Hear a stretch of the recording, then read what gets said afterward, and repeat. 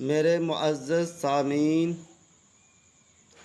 ہمارے پیارے محبوب حضرت محمد مصطفیٰ صلی اللہ علیہ وسلم نے ارشاد فرمایا، الدنیا سجن المومن و جنت الکافر۔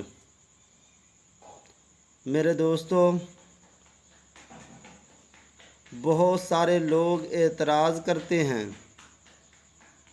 وہ کہتے ہیں کہ ہم دیندار لوگوں کو دیکھتے ہیں، پیروں کو دیکھتے ہیں، مولویوں کو دیکھتے ہیں، نماز پڑھنے والے کو دیکھتے ہیں، حاجی کو دیکھتے ہیں، نمازی کو دیکھتے ہیں، قرآن پڑھانے والے کو دیکھتے ہیں۔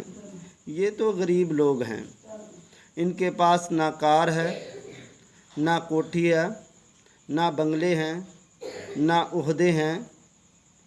تو میرے دوست، آج میں آپ کو ایک حدیث بیان کرنا چاہتا ہوں۔ پیارے محبوب نے فرمایا، پیارے محبوب نے بہت ہی پیاری بات فرمایا، الدنیا سجن المومن۔ کیا فرمایا؟ فرمایا کہ یہ دنیا مسلمان کے لیے قید خانہ ہے، اور آگے کیا فرمایا؟